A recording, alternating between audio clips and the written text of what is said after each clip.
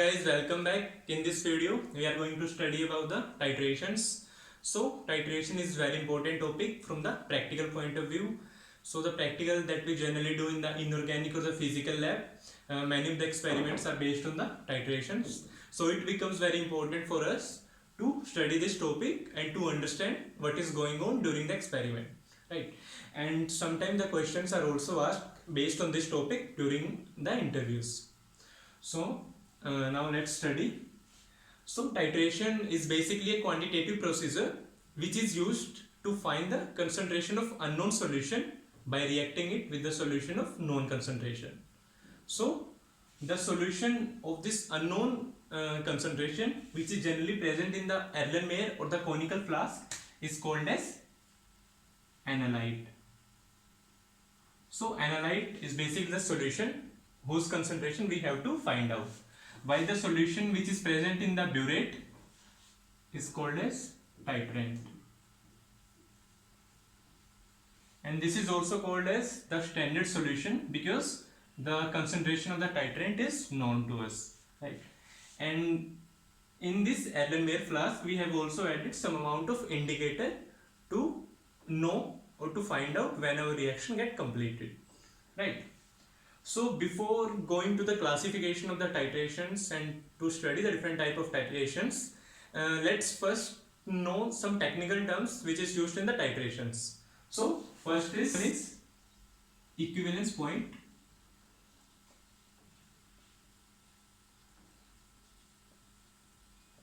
So equivalence point is basically a theoretical point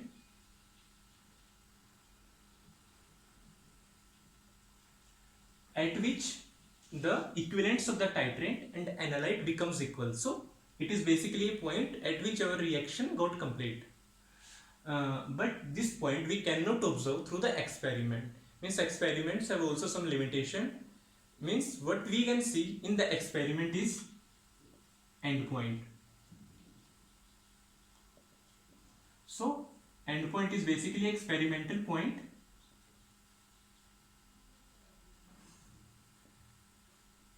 or a observable point at which we see some physical change associated with the reaction of titrant and analyte, and this physical change could be the change in the color, the change in the conductivity, or change in potential. So whenever we see some physical change at the point, we say that the endpoint has been reached. And for the experiment we basically assume that the reaction is completed at the endpoint, but actually it is not the case. The reaction got always complete at the equivalence point, but due to the experimental limitation we see the endpoint, and at this point we assume that the reaction is completed.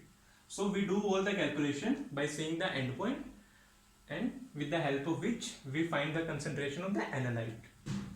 So the next term which is basically the primary standard.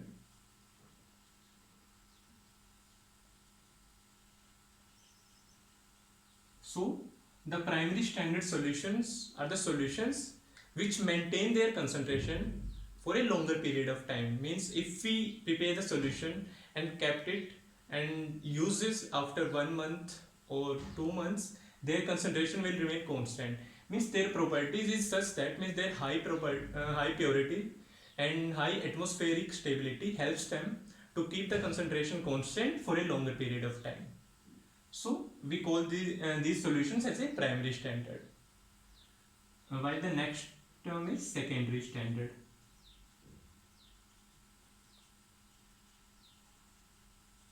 So secondary standard are the solutions whose concentration varies with time.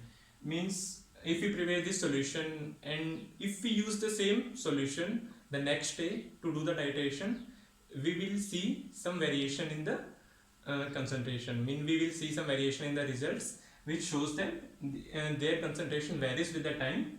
So we have to prepare this solution freshly during the experiment.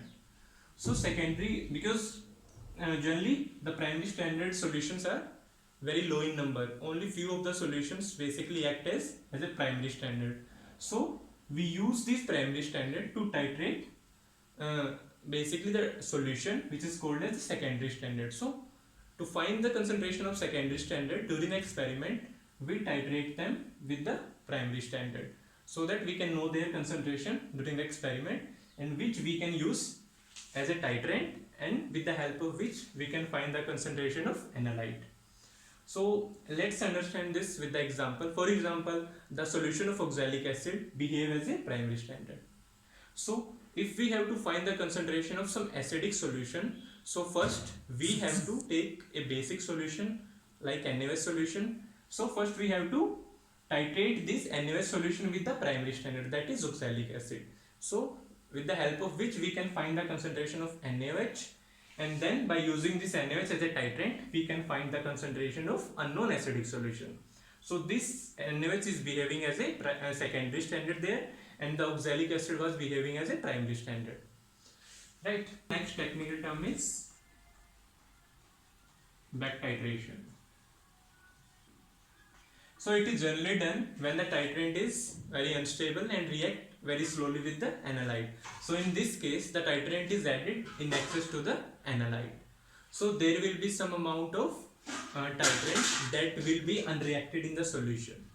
So this unreacted titrant is then analyzed by doing another titration, which is called as back titration. So we will do another titration with some standard solution to find this unreacted titrant, and then we will subtract this amount of unreacted titrant from the initial titrant that we have added to this analyte solution. So with the help of which we can find out the amount of titrant that react with the analyte, and then we can find out what is the concentration of this analyte solution. So this we can understand by an example in which, let's say, we have to find out the concentration of phosphate ions. So, and in which we have added the excess of silver nitrate solution, right? So this will give us, this is unknown, so it will give us silver phosphate ions plus some amount of unreacted silver ions. Now this unreacted silver ions are then analyzed by doing second titration with some standard solution, let's say some thiocyanate solution.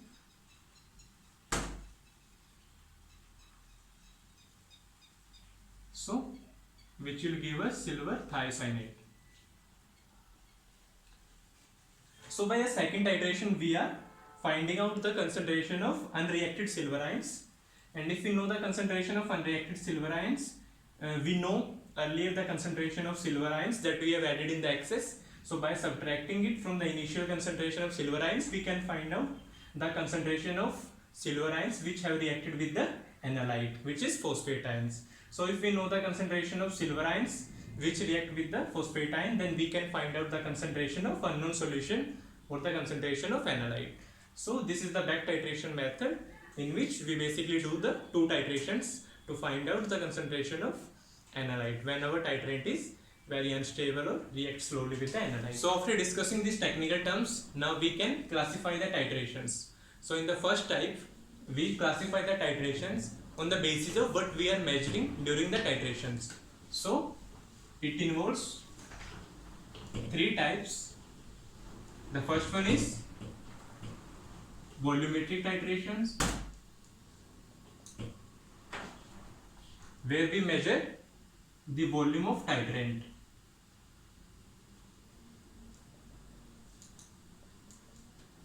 So volume of titrant is measured with the help of which we can get the concentration of unknown solution or basically analyte.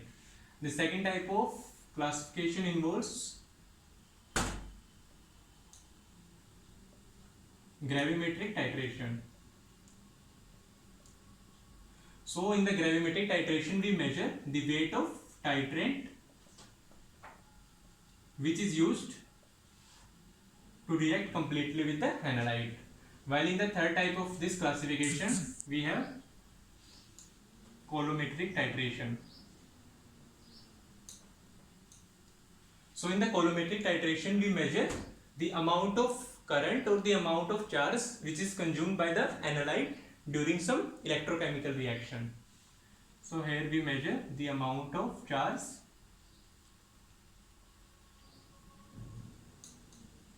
consumed by analyte.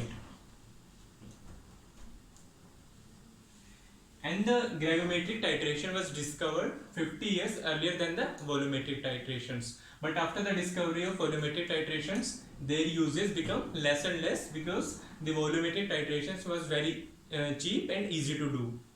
So these titrations are nowadays most in use. So now we can do the second type of classification on basis of the nature of titrant and analyte.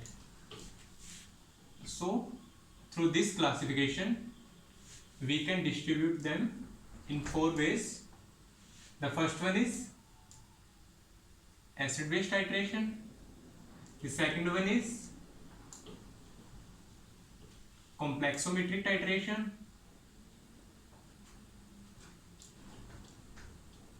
The third one is redox titration.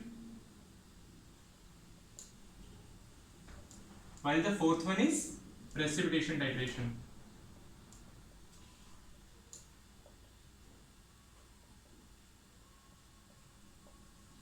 So in the acid-base titration, we have an acidic and basic solution acting as a titrant and analyte, and we use an indicator to know the or to find out the end point.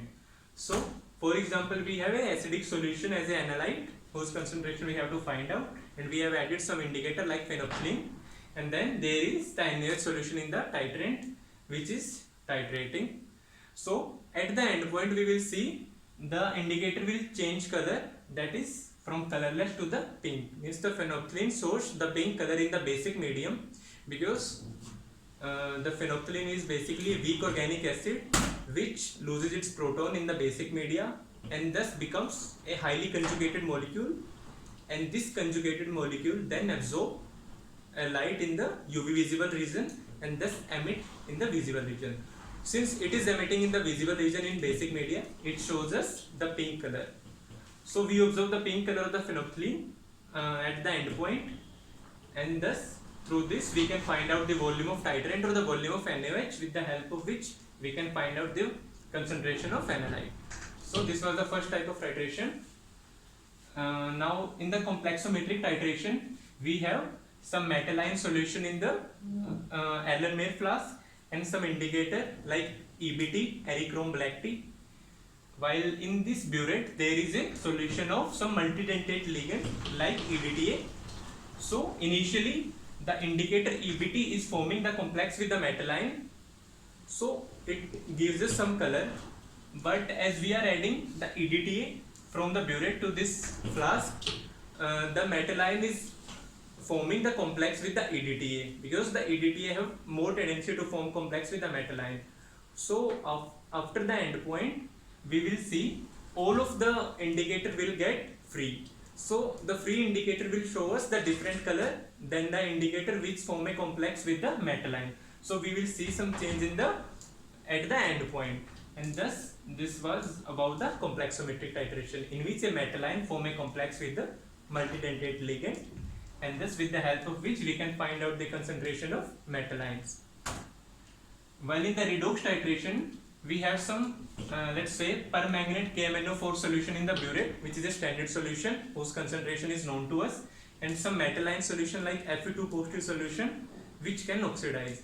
So as we are adding this KMnO4 solution from the burette to this flask, what it will do, it will oxidize the iron from +2 to +3 oxidation state, while this manganese will then reduce from +7 to +2 oxidation state in this redox reaction.